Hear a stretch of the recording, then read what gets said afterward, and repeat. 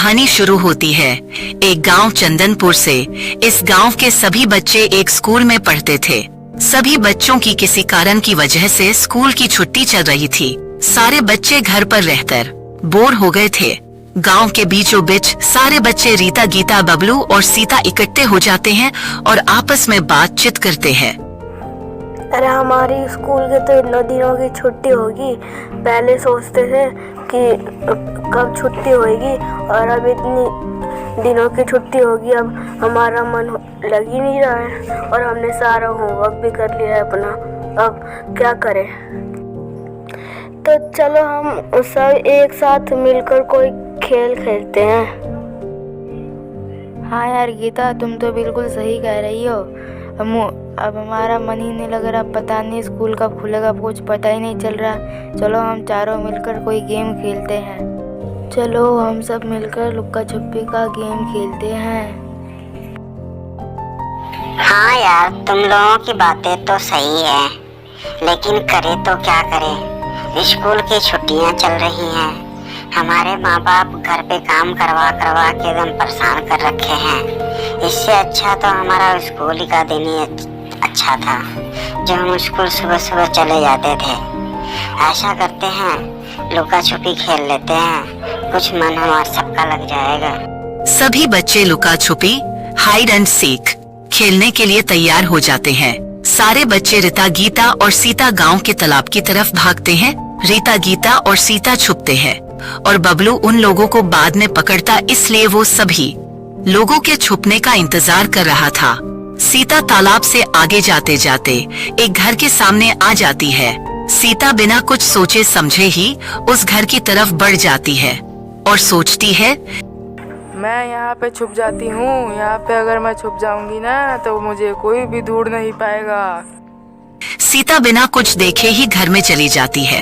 घर के अंदर जाकर वह एक सुरक्षित जगह देखती है। सीता एक जगह पहुंचकर जहां पर पहले से ही काफी अंधेरा था। अरे हाँ, यही तो है मेरे छुपने की जगह। अगर मैं यहाँ छुप जाऊंगी तो बबलू तो क्या, मुझे रीता और जीता भी नहीं ढूंढ सकती। यहीं कहीं पे छुप जाती हूँ मैं। बड़ा मजा आएगा छुपने में। यहाँ पर मुझे कोई भी नहीं ढूंढ सकता। सीता वही खंभे के पीछे छुप जाती है। काफी समय हो गया, न तो वहाँ पर कोई आया, न ही वहाँ से कोई गया। कुछ समय के बाद सीता को एक आवाज सुनाई देती है, लेकिन सीता उसका कोई ध्यान नहीं देती। सीता, सीता, सीता। कुछ समय बाद वही आवाज दोबारा सुनाई देता है। सीता, सीता, तुम्हें तो एक दिन आना ही था मेरे पास। जैसे ही सीता पलटकर पीछे देखती, कुछ दिखाई नहीं देता। सीता इधर उधर देख ही रही थी कि उसके सामने एक भयंकर चुड़ैल पता नहीं कहां से एकाएक उसके सामने आ जाती है। यह सब देखकर सीता के होश उड़ जाते हैं। कौन हो आप? आप मेरे सामने यहाँ अचानक से कैसे आ गई? उधर चुड़ैल सीता से बोली, मैं इस घर की मालकिन हूँ और तुम मुझे से पूछ रही हो कि कौन हो तुम। तुम्हें अब मेरा गुलाम बन के रहना पड़ेगा। मेरी सेवा पानी करनी पड़ेगी, मेरी खातिरदारी करनी पड़ेगी तुम्हें। चुड़ैल की बातें सुनकर सीता के होश उड़ गए। सीता रात का इंतजार करने लगी। रात के सुनसान में सीता दबे पांव घर से भागने लगी। कुछ दूर जाते ही एक आवाज सुनाई देता है। सीता रुक जाती है। वो चुड़ैल सामने खड़ी थी।